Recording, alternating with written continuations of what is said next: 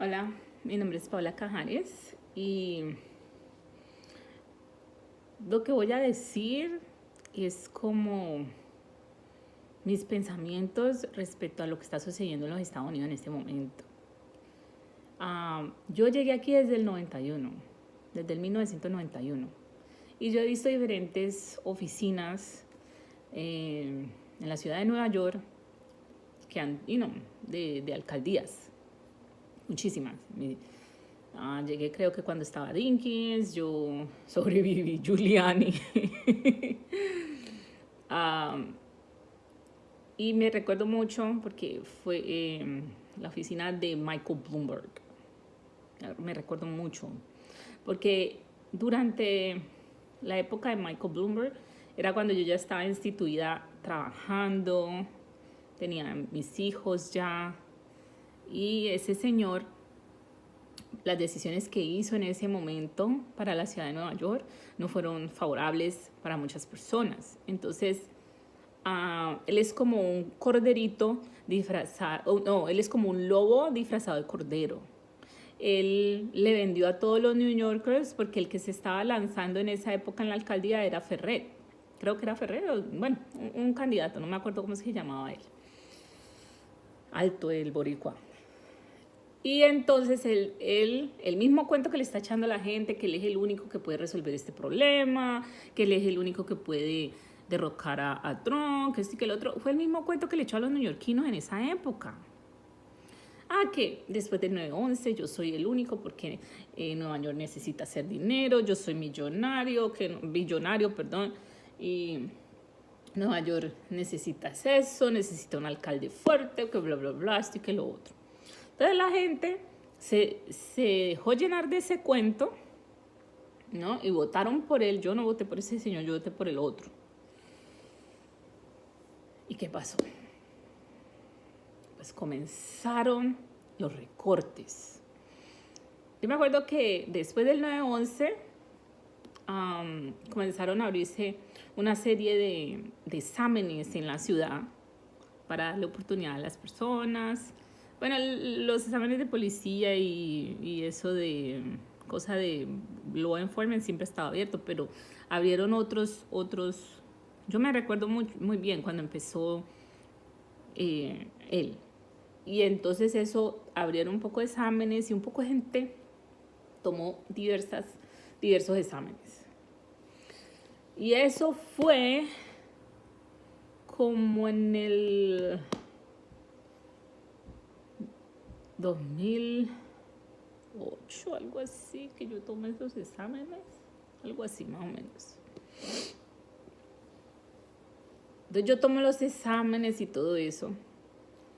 Cuando ese señor se posiciona al año siguiente, él dijo que todas las personas que estaban en esa lista de espera para esos exámenes, la colocó y le hizo un freeze. Y ese señor no contrató a gente como por todo su periodo de él, y él hizo dos terms, creo que fue, 2 o 3, porque él se quedó mucho tiempo ahí.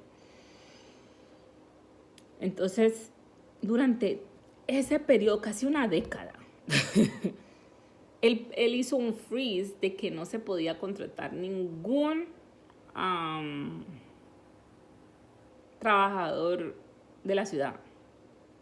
Y si sacaban a gente o gente se retiraba, que con los que ya tenían, y ya. O sea, como quien dice, mire a ver qué hace, salve quien pueda, y todo eso.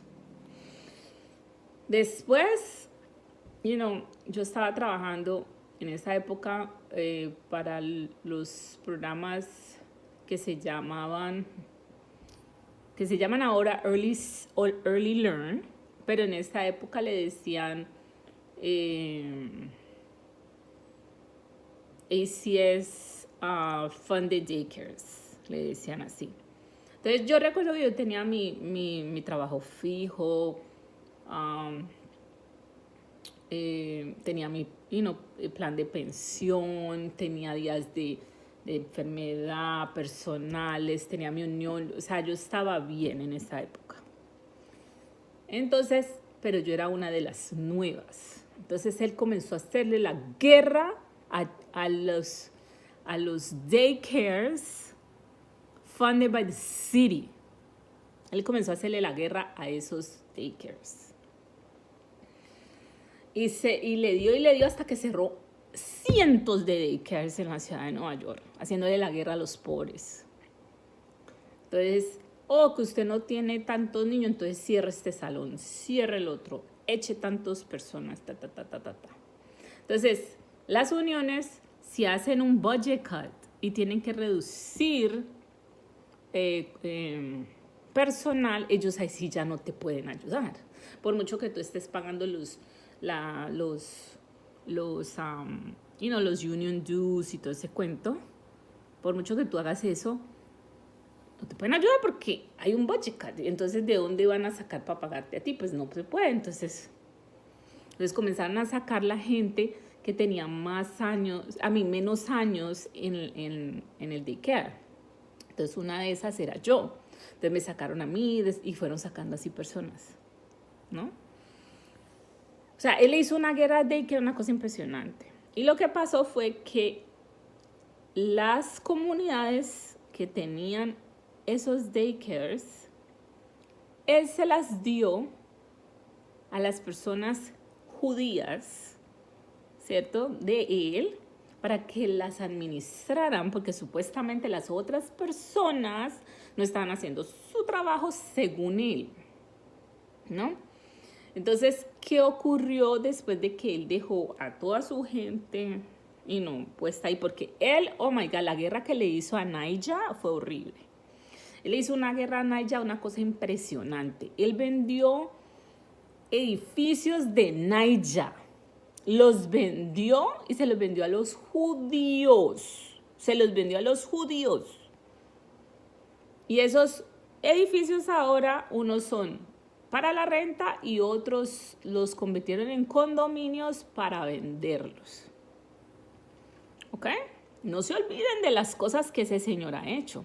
Entonces, imagínense en eso tan chiquitico que es New York, que es la ciudad de Nueva York, porque comparada con todos los Estados Unidos, ¿no? ¿Usted se imagina qué puede hacer ese señor? ¿A cuánta gente va a dejar en la calle como me dejó a mí? Que a mí me tocó buscar trabajo a la loca y todo eso en otro lugar, porque a él le dio la gana de hacer sus recortes y no pensó en las demás personas. Y le hizo la guerra a daycare y eliminó un poco de personas de ahí y a las uniones les quitó mucho poder. Y él no es una persona que está con o que cree en las uniones. Porque los centros que abrieron de daycares, que eran administrados por gente judía, ninguno de esos centros estaban bajo la unión esa 1707 y la Local 205 en 125. No estaban, ninguno. Él no es pro-union. Él no lo es. Ese man es otro Trump, disfrazado.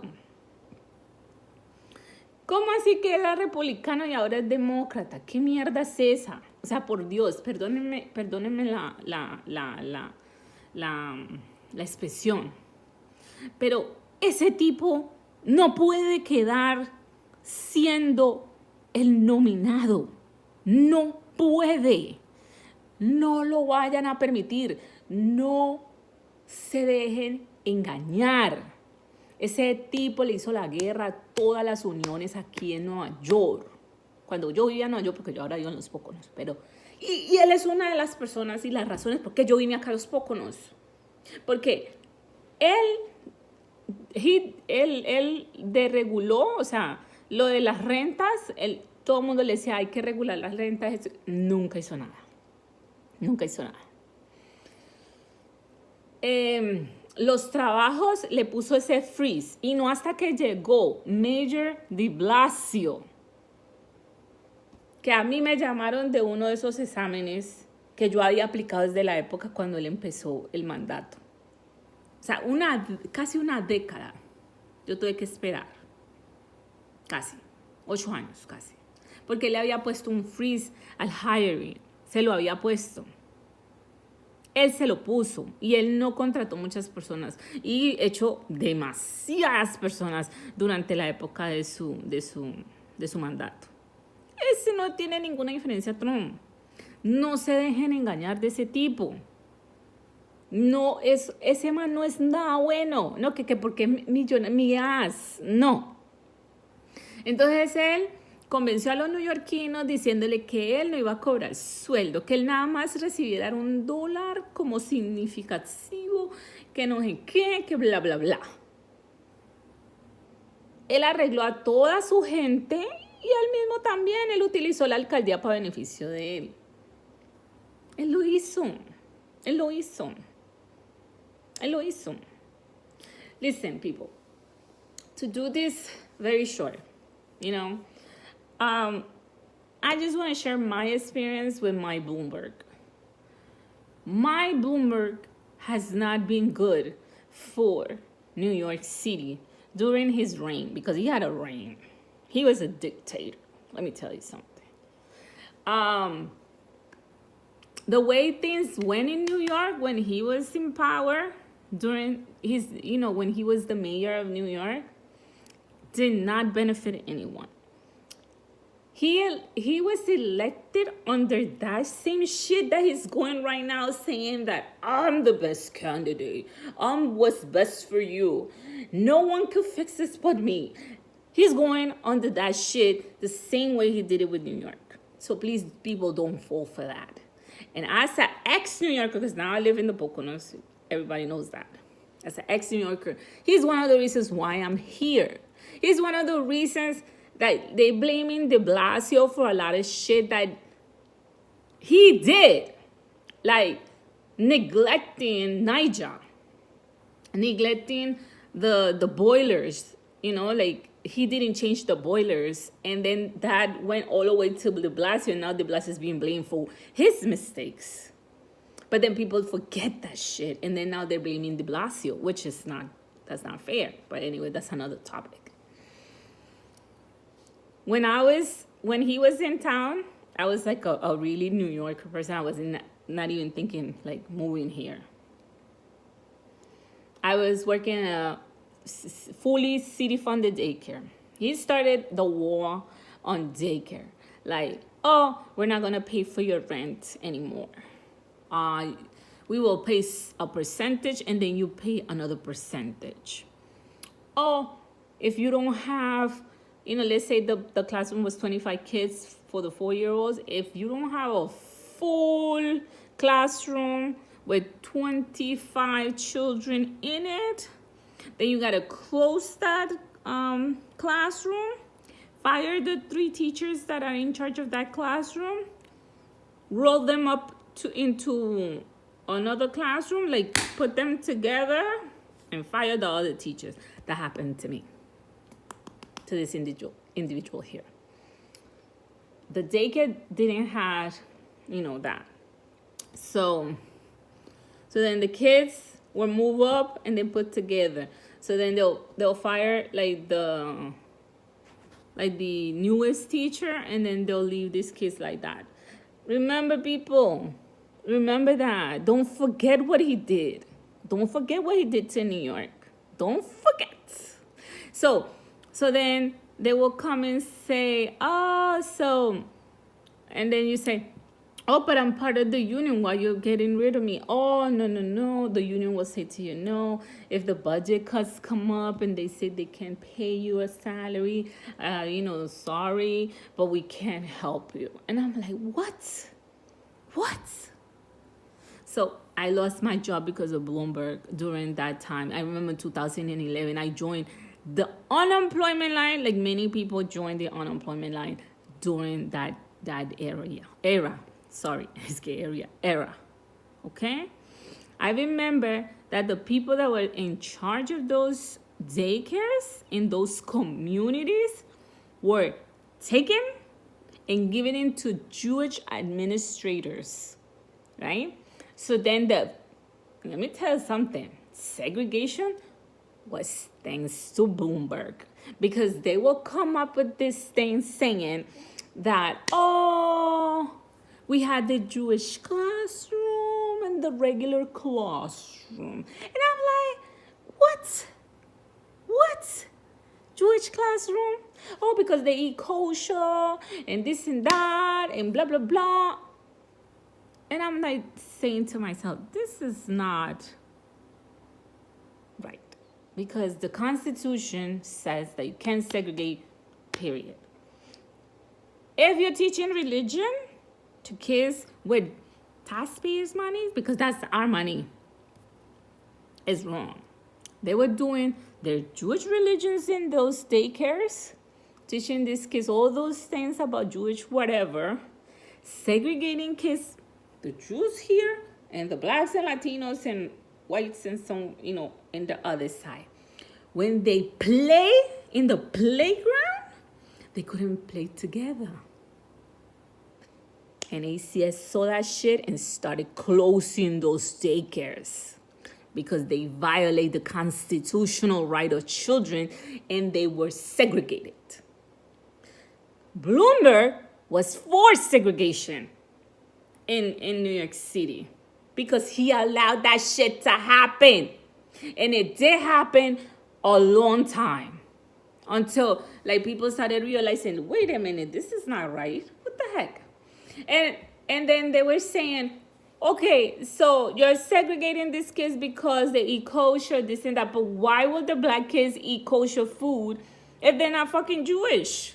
And sorry for my expression, but that's what people was, questioning. It's like, why are they eating this? Why are they eating that when they don't? Oh, because the Jews. So then put them together then. Because if they're eating the kosher food, put them together. No. So the ACS people keep, watching. I say, how come you had two schedules? They had the Jewish schedule and they had the regular. Again, a call came in and then it cut my video. So they had the Jewish schedule and the regular schedule like us, right? The Gentile schedule, right? That's how they call us. So then ACS came and said, wait a minute.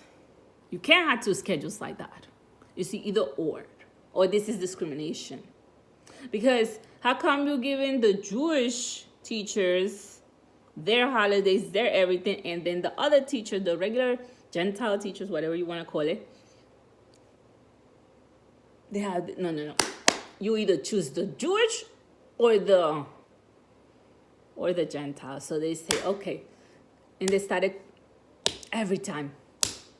Because the parents were calling, reporting that until they closed them down. You see what I'm saying? So that's very little of what happened. That's only my experience because I used to work for daycare and what I experienced and what I saw. Okay? And that happened. And he was for segregation. And people don't forget that. And if you didn't experience it, I did experience it. And many that worked for daycare during those years when Bloomberg was around could say to me in my comments, yes, Paola, you're right. Yes, you're not lying. Yes, you're telling the truth. I was there. I witnessed it. Okay? Nobody can say I'm lying because I'm not. I'm not lying. Then Bloomberg sold a lot of Niger buildings to their Jew people in New York City. Some of those buildings were turned into condominiums and others were turned into rental, whatever, private, whatever. He sold them. He eliminated the vouchers for the college students. Okay? He eliminated those vouchers. Like, there used to be a time, if I'm a mom, I have a baby, right? And I want to finish school, right? And I qualify for financial aid, cash, all that stuff. and I don't want to receive cash system. I don't even want to be in the system. I just need a voucher for, taking care of my kid. They used to give it to you. They used to give it to you. If you don't want to go and apply for cash assistance or food stamp or just have a food stamp case and that's it, they will just give it to you. They'll understand, okay, this woman is trying to better herself. Let's just pay for her daycare. He eliminated the vouchers. He eliminated, like, for example, oh, this is my babysitter who knows my child for so many years. Then you will go do the paperwork and they'll give the voucher to that woman and then that woman will have a job. He eliminated that. Okay? So now the vouchers were only given to those people that went and applied for cash assistance. Right? So if you were not in the system applying for cash assistance, receiving cash assistance, whatever, no more vouchers for you. So what happened? When you cut that out, the providers, the daycare providers were the ones who suffered. Because, the daycare providers are those daycares that are based on a home, right? So that the child feels like he's at home and don't have to go, to a daycare, right? And they can be based on a home. And then those women that took care of those kids will have income and whatever to support their family and whatever, and they will have the chance to work at home. Cut by Major Bloomberg. Okay? So he cut that. Okay? Listen, there were so many cuts. There were so many cuts that he did. Unbelievable. Unbelievable. And even in your comments, people, and be respectful, because I had some comments that are not respectful, and please don't do that to me. I'm not insulting anyone in here or any race or none of that. Okay? And if you feel offended that I mentioned the Jewish community and whatever, it's because Bloomberg is a Jew. And he only does business with the Jew people. What can we do? Nothing. But that was the reality. That was happening. I'm not lying. I'm not lying. I'm not lying. And I do not agree. That was going on in Williamsburg. That was going on in Queens. Okay? What I have experienced, because I did work for 2 Jewish centers, and I saw that happening. So, and then I spoke to other ones that they had administrated, and oh my God, they were giving a lot of those, and believe me. And then finally, when, de Blasio came in, he was able to give back those centers back to the community and back to the people to administrate it. So I'm not lying. I'm not lying. And I don't have anything against Jewish people, but I'm just saying what he did. What he did was wrong. And we should not elect him as a nominee for the Democratic Party. He will be like a lamb, right? No, he would be like a wolf dressed as a lamb. He's still a fucking wolf. And because of that, man, I lost my job in 2011. Because if it wasn't for him, I would have still have a job by now. And probably I would have never left New York. And then there have been the broken us.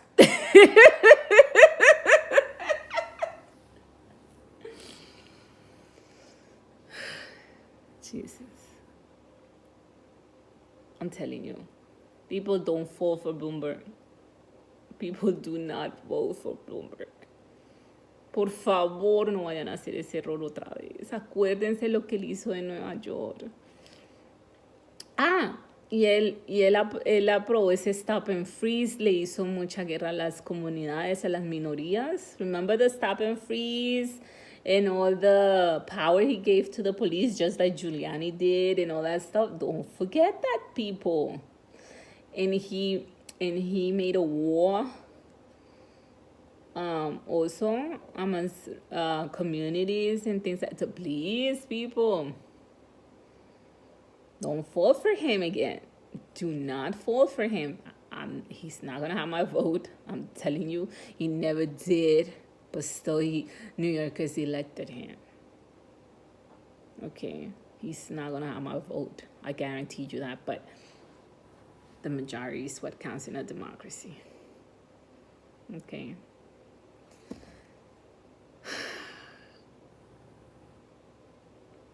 No vayan a cometer ese error. This is Paula Cajares. This is my 2020 election review.